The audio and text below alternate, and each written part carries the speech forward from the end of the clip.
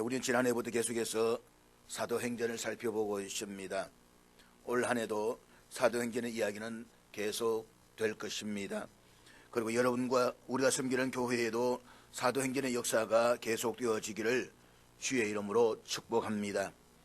앞서 여러 차례 말씀을 드렸듯이 사도행전은 예수님께서 성천하시기 직전에 제자들의 분부하신 1장 8절의 말씀이 한 단계씩 확정되어져 나가는 역사적 사실을 보여주고 있습니다.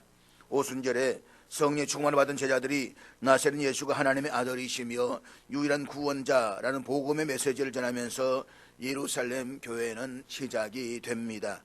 120명으로 시작했던 예루살렘 교회는 3,000명, 5,000명 그리고 숫자를 헤아릴 수 없는 허다한 무리들이 주께로 돌아오면서 짧은 시간에 엄청난 부흥을 이루었습니다. 그런데 그토록 놀랍게 부흥했던 예루살렘 교회가 사도행전 6장에서 성정을 딱 멈추더니 내적 갈등이 일어나기 시작합니다. 그리고 7장에 들어서면서 서대반의 순교를 당하는 사건을 시작으로 교회 공동체는 그야말로 쑥대밭이 됩니다. 예수 그리스도의 도를 전하는 것을 싫어했던 권력자들과 폭도들에 의한 박해로 교인들은 유대와 사마리아 모든 땅으로 뿔뿔이 흩어져야만 했습니다. 허다한 무리들로 넘쳐났던 예루살렘 교회는 황폐화가 된 것입니다. 세상적으로 보았을 때에 예루살렘 교회와 복음의 미래는 결코 장담할 수가 없는 암울한 지경이 되었습니다. 권력자들과 폭도들은 교회가 완전히 끝장났다라고 생각했을 것입니다. 예수님께 십자가에 못 박히시고 무대에 묻히셨을 때에 예루살렘의 권력자들과 무리들 생각했던 것처럼 말입니다. 그들은 쾌재를 부리면서 대단히 만족했을 것입니다. 나사렛 예수의 도를 전하는 저들, 교회는 이제 완전히 끝장났다.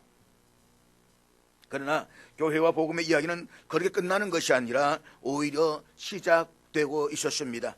예루살렘 교회 성도들은 마치 농부가 씨를 뿌리듯이 흩어지면서 가는 곳마다 복음을 전했습니다. 타오르는 불씨를 들고 전한 성도를 인해서 복음은 더 뜨겁게 더 넓게 확장되고 있었습니다. 8장부터 10장에 있는 사건들은 이 사실을 확실하게 우리에게 보여주고 있습니다. 그래서 누가는 우리를 예루살렘에서 사마리아로 안내하고 그곳에서 개종한 사마리아인들과 에디오피아의 내신 구서인을 만나게 합니다. 그리고 지금은 요바를 거쳐 이방인 로마의 군인과 만나도록 해주고 있습니다. 이러한 이야기들은 교회의 주인이 되신 하나님의 위대한 역사를 우리에게 증거해주고 있습니다. 그리고 이것이 바로 교회의 위대함인 것입니다. 역사를 살펴보면 세상은 다 끝났다고 선언한 그 순간에 하나님의 교회는 다시 분연히 일어났습니다. 하나님 무한하신 능력은 그리스도의 공동체를 아무것도 없는 데서 창조해내고 성령의 권능으로 매 세대마다 새롭게 창조되고 있음을 보여주고 있습니다. 그렇기 때문에 교회는 세상에서 가혹한 시련과 핍박을 받아도 두려워하거나 낙심하지 않습니다. 오히려 그럴수록 그리스도인들은 능력 주시는 하나님 안에서 더욱 강하고 담대해집니다. 왜냐하면 모든 것은 역사의 주관자이신 하나님께 맡겨져 있으며 믿음의 공동체인 교회는 우리들만이 만들어내는 것이 아님을 알고 있기 때문인 것입니다. 교회의 역사는 곧 하나님의 역사인 것입니다. 즉 교회의 역사는 하나님의 역사요 그리스도인들의 삶은 우리 주님의 역사이기 때문입니다. 살아계신 하나님 지금도 교회와 그의 백성들을 위해서 일하고 계십니다. 영원토록 일하실 것입니다. 누가는 이러한 사실을 우리들에게 계속해서 증거해 주고 있는 것입니다. 그럼에도 불구하고 누가는 복음이 이방 세계로 전파되는 것에 대해서 제자들이 불편했다는 사실을 여지없이 고발하고 있습니다. 제자들은 예수님의 명령을 따라서 예루살렘을 벗어나 온 유대와 사마리아와 땅끝까지 복음을 전해야만 했습니다.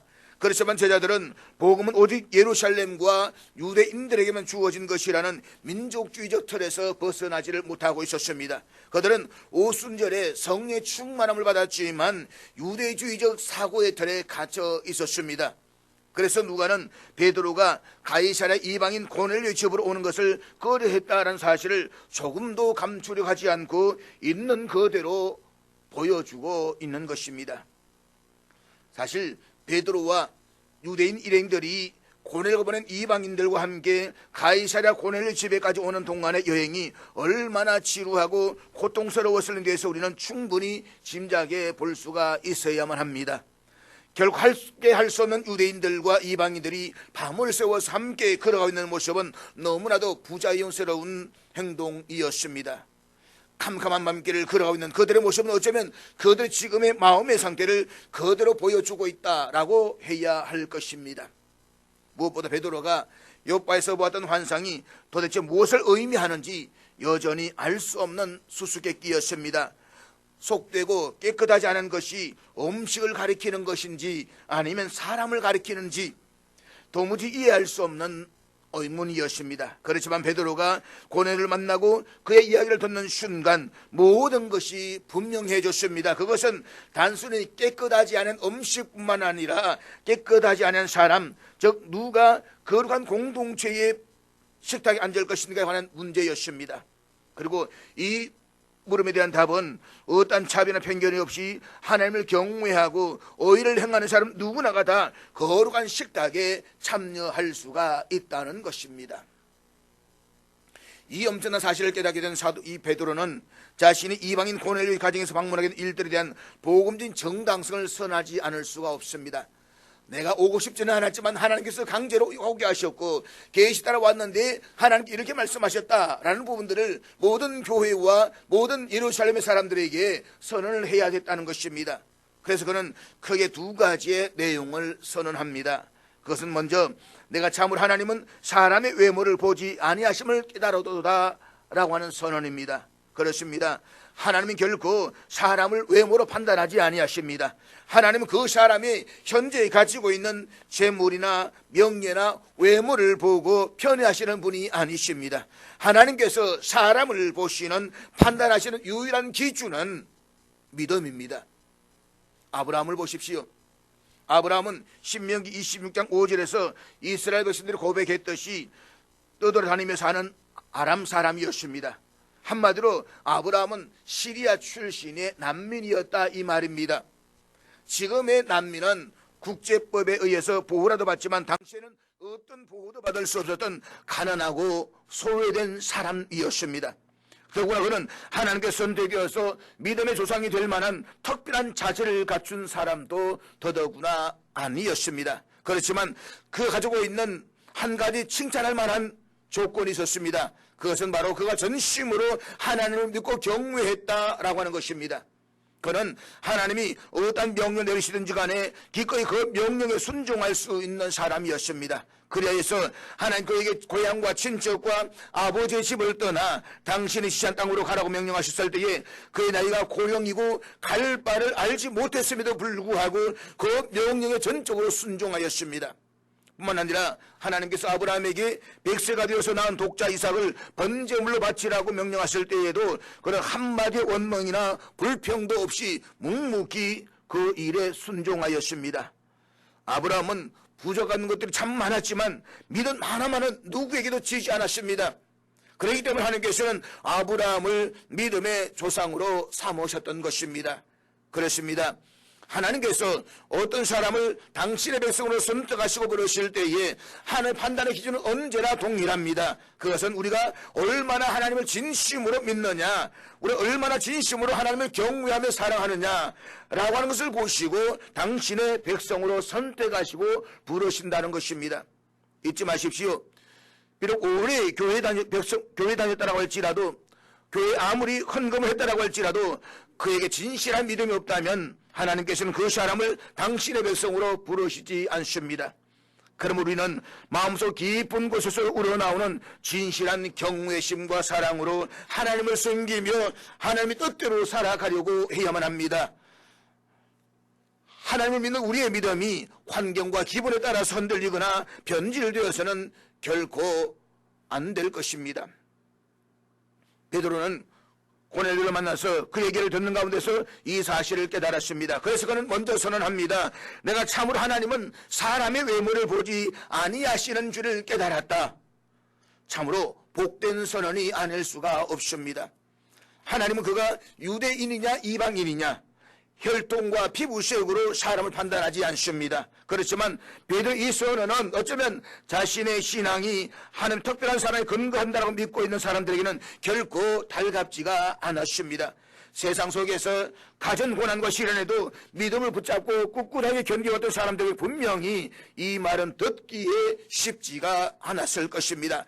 그래도 내가 이만큼 헌신을 했는데, 그래도 내가 남들보다 더 오래 예수를 믿었는데, 아니 그렇다면 도대체 누구를 선택하신다는 말인가?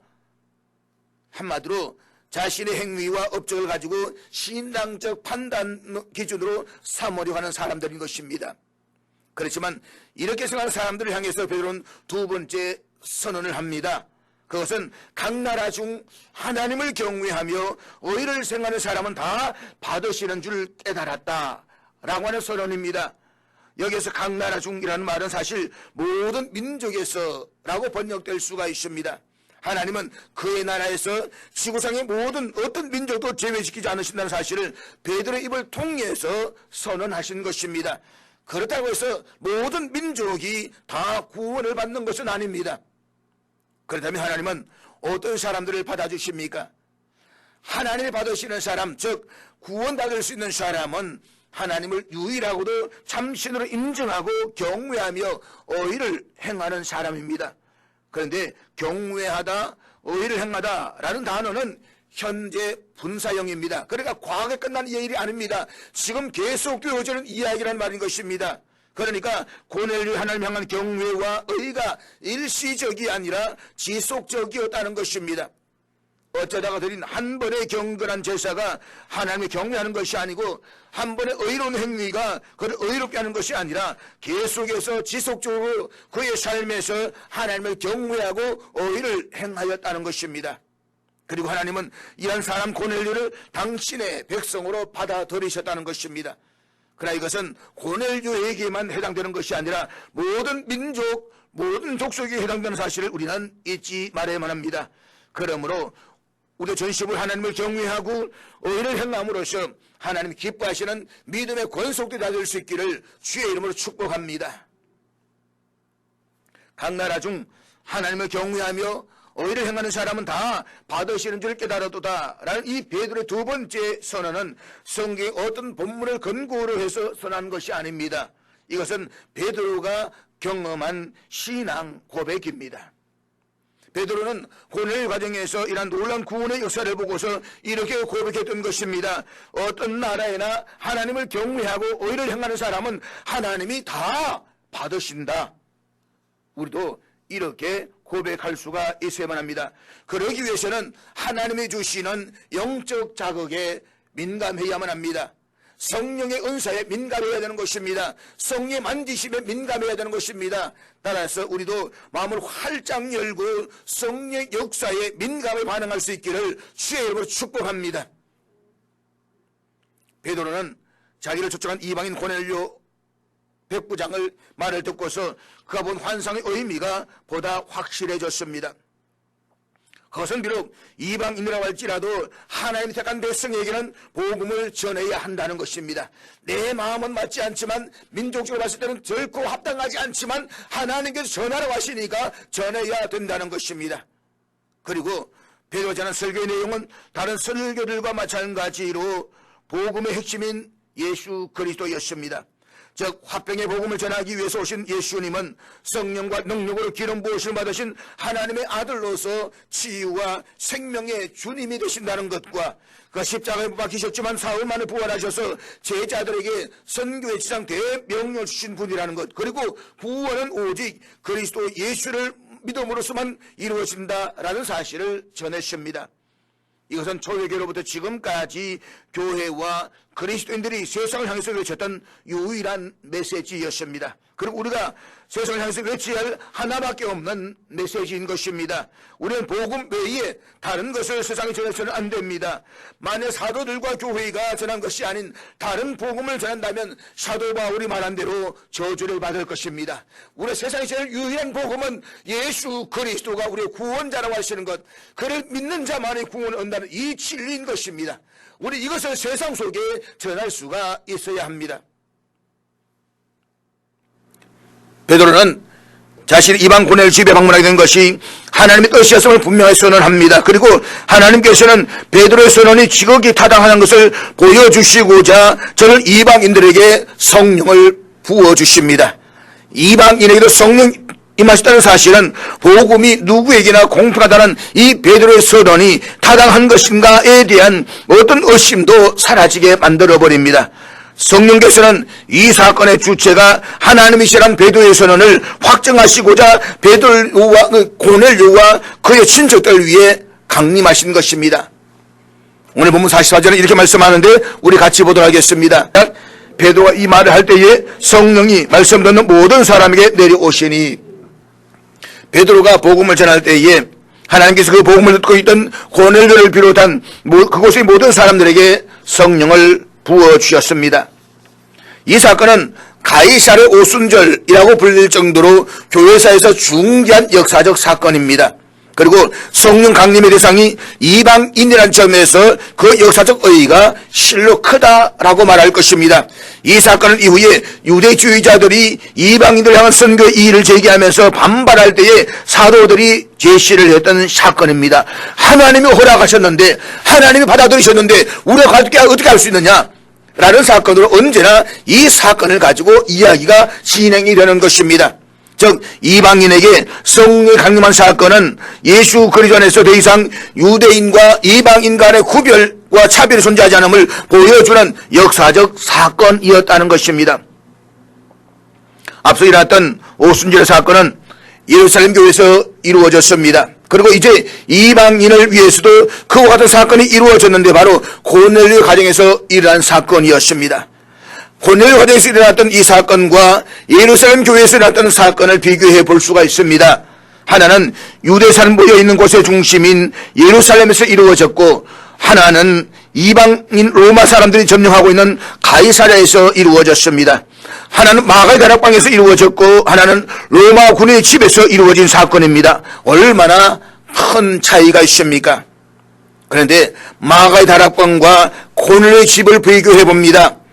예루살렘에 있었던 오순절 사건은 사도행전 2장 1절 이하에 있고, 가이사랴에 있었던 이 사건은 지금 살펴보고 있는 사도행전 10장에 나타나 있습니다. 그런데 여기에는 공통점이 몇 가지가 있습니다. 그런데 이 사실은 오늘 우리에게도 중요한 교훈을 줍니다.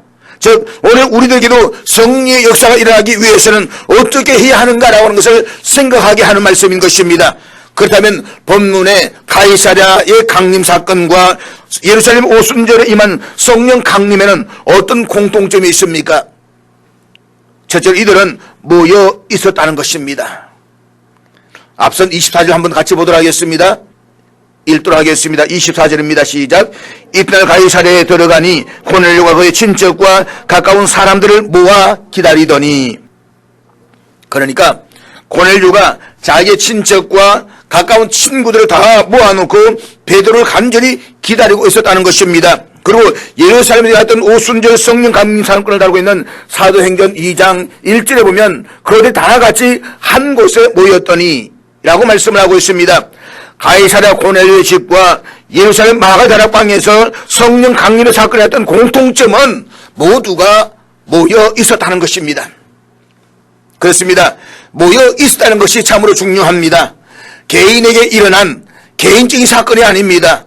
누구 한 사람이 골방에 처음 했다는 식의 이야기가 아닙니다. 이것이 바로 교회론적 의미라는 것을 우리는 잊지 말아야만 합니다. 기독교는 여기에서부터 독특한 의미를 가집니다. 여느 종교처럼 혼자서 산에 올라가서 이른바 입산수도를 했다는 그런 이야기가 아닙니다. 공동체적 의미가 있고 교회론적 의미가 있습니다. 기독교의 신앙은 함께 모이고 함께 기도합니다. 그리고 함께 역사를 체험합니다. 바로 교회론적입니다. 때문에 교회론에 있어서 바른 신앙을 가지고 있는 사람이 성숙하고 바른 그리스도인입니다. 그가 아무리 혼자서 산을 옮길 만한 능력을 행한다고 할지라도 교회를 떠나 있다고 한다면 그는 참 그리스도인이 아닙니다. 그리스도인들은 교회를 떠나서는 결단코 건강한 신앙을 유지해 나갈 수가 없습니다. 그런데 오늘도 가만히 보면 개인적으로 치우치는 경향들이 많이 있습니다. 혼자 기도하고 혼자 산에 올라가 계시를 받고 혼자 환상을 보고 혼자 무엇을 하는 것, 이런 이야기를 하고 돌아가는데 사실 이런 이야기는 그렇게 중요한 것이 아닙니다. 성경에 나타난 오순절 강림의 사건은 120명이 함께 했던 사건입니다. 베드로 특별할 것도 없고 요한이 특별할 것도 없습니다. 120명의 제자들이 함께입니다. 그를 모두가 함께 체험을 했습니다. 오늘도 본문을 보면 고넬료 가정에 모였던 사람들 모두가 함께 체험을 합니다. 그들 가운데는 로마 군인도 있고 그들의 아내들도 있습니다. 자녀들도 있습니다. 친척들도 있습니다. 친구도 있습니다. 아시는 대로 고넬료는 경건한 사람입니다. 그렇지만 그 집안 식구와 친구들이 다 고넬료 같이 경건했다라고 볼 수는 없습니다. 다 같이 도덕적으로 선을 행하고 때마다 기도를 하는 사람들이었다라고 볼 수 없습니다. 그러나 이 자리에 고넬료의 청함을 받고 와서 모여 있었던 그 사람 다 성령의 충만함을 받았다는 것입니다. 고넬료만도 아니고 고넬료의 가족만도 아닙니다. 그의 일가 친척과 친구들까지 다 모여서 이 놀라운 체험을 함께 합니다. 공동체적입니다. 그 방에 모인 사람들이 다 성령을 받았다는 것, 이 점을 우리는 깊이 생각을 해야만 합니다. 그 가운데는 경건에 앞선 사람도 있고 뒤진 사람도 있습니다. 도덕적으로 정결한 사람도 있고 그렇지 못한 사람도 있습니다. 그러나 그들은 모두가 고넬료가 초청했을 때에 마다하지 않고 이 집에 왔습니다. 무슨 일이냐고 묻지도 않고 우선 왔습니다. 생전 처음 보는 일이지만 아무튼 고넬료가 오라고 하니까 왔습니다. 왔다가 베드로의 설교를 듣고 나니 모두에게 성령이 내려오셨다는 것입니다. 우리가 교회에 나와서 여기 모여 앉았습니다. 여러 모습의 사람이 함께 합니다. 도덕적으로나 경제적으로나 지식적으로나 저마다 다 다릅니다. 얼굴이 다른 것만큼 다 다릅니다. 그러나 지금 누구나 하나님의 말씀 앞에 겸손할 때에 다 같이 성령의 역사를 체험한다는 것입니다. 모든 사람이 특별한 의미가 여기에 있습니다. 바로 교회론적 의미를 담고 있는 것입니다. 이 사실 참으로 중요합니다. 아무튼 모였다는 것, 예루살렘에서도 마가의 다락방에서도 모였고 여기 고넬료 집에서도 모였습니다. 모여있는 중에 사건이 이루어졌습니다. 그러니까 우리가 교회에 모인다는 것, 그래서 한마음 한뜻으로 기도하고 함께 음성을 듣고 함께 체험한다는 것이 참으로 중요합니다. 그렇기 때문에 모든 그리스도인들은 모이기를 힘써야만 합니다. 잊지 마십시오. 기독교 신앙은 혼자가 아니라 함께 모이는 데서부터 시작이 된다는 것입니다. 그래서 히브리서 기자는 10장 22절에서 이제부터는 진실한 마음과 확고한 믿음으로 하나님께 나아가자라고 권면한 이후에 이렇게 말씀하시는데 우리 25절 말씀 다 같이 읽도록 하겠습니다. 모이기를 피하는 어떤 사람의 습관과 같이 하지 말고 오직 권하여 그날의 가까움을 볼수록 더욱 그리하자. 초대교회 때나 지금이나 사탄과 마귀는 하나님 사람들을 흩으려고 혈안이 되어져 있습니다. 그래서 환경을 모이기에 부담스럽거나 꺼려하는 사회적 분위기를 조성해 갑니다. 초대교회 때는 유대교나 로마의 박해동으로 인해서 모이기를 꺼려하는 사람들이 많이 있었습니다. 그래서 아예 유대교로 되돌아가거나 믿음을 포기하고 모이기를 피하는 사람들이 꽤 많았습니다. 오늘 우리 시대에는 인본주의를 앞세운 포스트 모더니즘적 사고의 틀 속에서 코로나 같은 불안 환경을 조성해서 모이기를 꺼려하도록 만들고 있습니다. 그래서 오늘 한국교회가 코로나 상황에서 30% 이상의 교인들이 신앙을 버리고 떠나갔다라고 조사가 나와 있습니다. 그래서 성경은 분명하게 말씀합니다. 그럴수록 서로 돌아보아 사랑과 선행을 격려하며 더욱 모이기에 힘쓰라는 것입니다. 그렇다면 성도들이 역경과 고난 중에도 모이기에 힘쓰는 이유가 무엇일까요? 그것은 성도는 사탄과 영적 싸움을 하며 천국을 향해 나가는 하나님의 군사들이기 때문인 것입니다. 우리 이 사실에 대한 교훈을 출애굽기 사건을 통해서 분명하게 볼 수가 있습니다. 하나님께서는 출애굽한 이스라엘 백성들을 흩어서 개별적으로 가나안을 오라라고 말씀하지 않았습니다.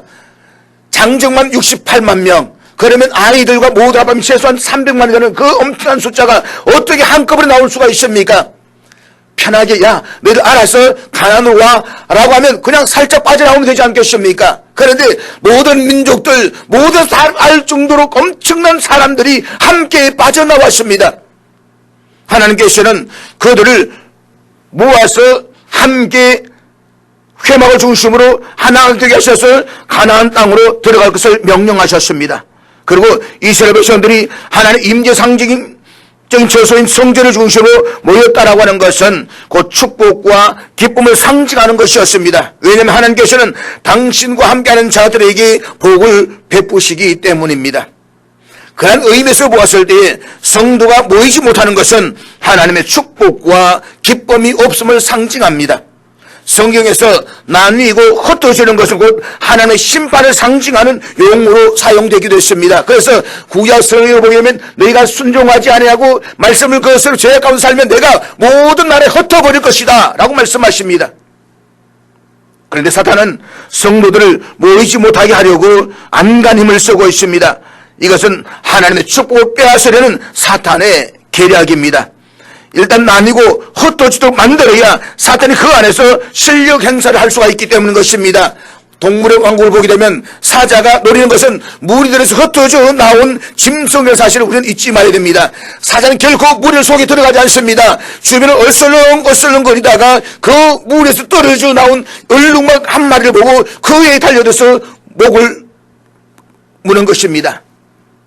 그래서 사탄은 분열을 위해서 참으로 다양한 방법들을 동원합니다.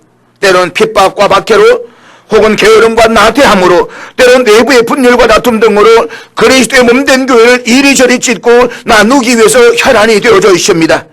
지금 사탄은 코로나로 위협한 이후에 사이버 교회 즉 인터넷 교회와 같은 것으로 정상의 교회를 흩으려고 하고 있습니다. 여러분 교회라는 것이 무엇입니까? 예배가 무엇입니까? 예배는 나아감과 드림이 있어야만 합니다. 하나님께 나아가 하나님께 우리의 몸을 드리는 것입니다. 나아가지 않는 것, 드림 없는 예배는 예배가 아닙니다. 인터넷 예배가 예배입니까? 인터넷 예배는 예배가 아닙니다. 저도 유튜브에 우리가 영상을 찍어서 예배 설교를 올리지만 그것은 어쩌지 못해서 교회는 못 나오는 성도를 위해서 올리는 것일 뿐이지 그것이 예배는 아닙니다. 예배는 우리가 정상의 교회 속에서 성도들이 함께 모여서 공동체 속에서 하나님께 나아가 우리의 몸을 드리면서 예배를 드리는 것입니다. 산제사로 드리는 것입니다. 그것이 기독교의 신앙의 본질이고 핵심인 것입니다. 그러므로 우리는 어찌하든지 교회를 나누고 흩으려는 사탄의 계략에 빠지지 않도록 더욱더 주의를 기울이고 모이기에 힘써야만 할 것입니다.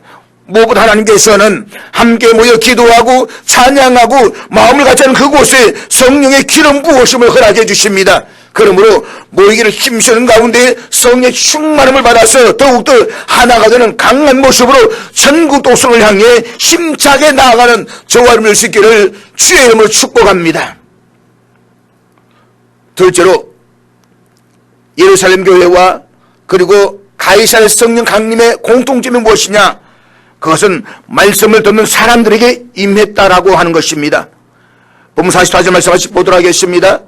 베드로가 이 말을 할 때에 성령이 말씀 듣는 모든 사람에게 내려오시니, 여기 보면 말씀을 듣는 모든 사람에게 라고 말씀을 합니다.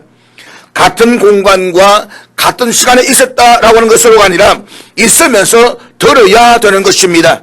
듣는 사람에게 성령이 임하시는 것입니다. 다시 말해서 마음의 자세가 중요하다는 것입니다.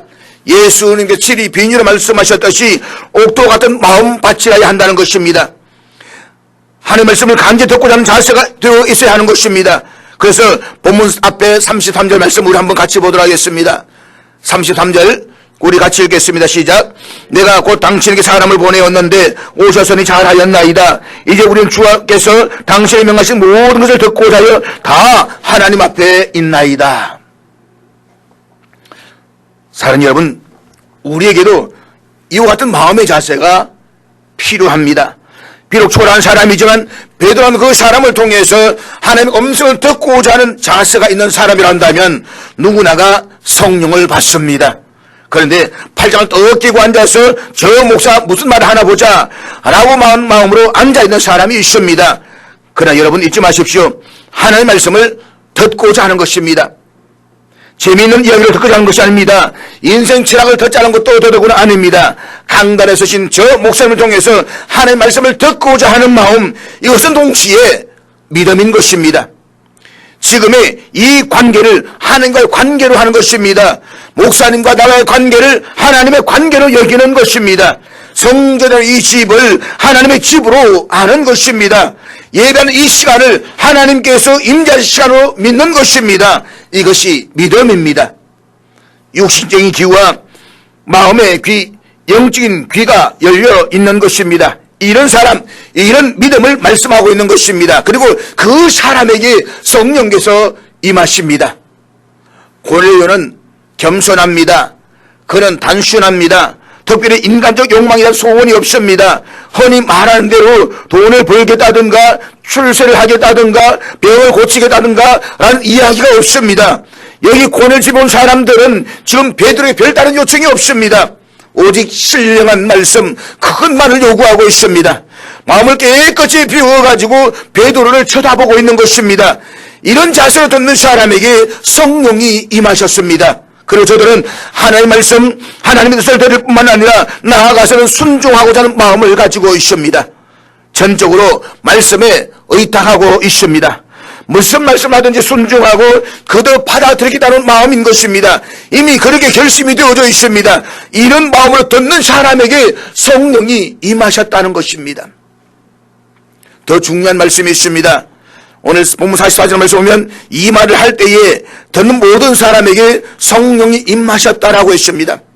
베드로가 말씀을 전한 바로 그 시간에 성령이 내려오셨다는 것입니다. 그러니까 지금 이 자리에서 우리 사건을 말한다라고 한다면 여러분이 어디 골방에 기도했을 때가 아니라 바로 하나님의 말씀을 듣고 있는 그 시간, 이 시간에 성령이 여러분의 마음속에 임하신다는 것입니다. 그럼 오늘 말씀을 듣는 가운데서 성령께서 여러분의 마음을 주장하시고 만들어주시기를 주님 축복합니다.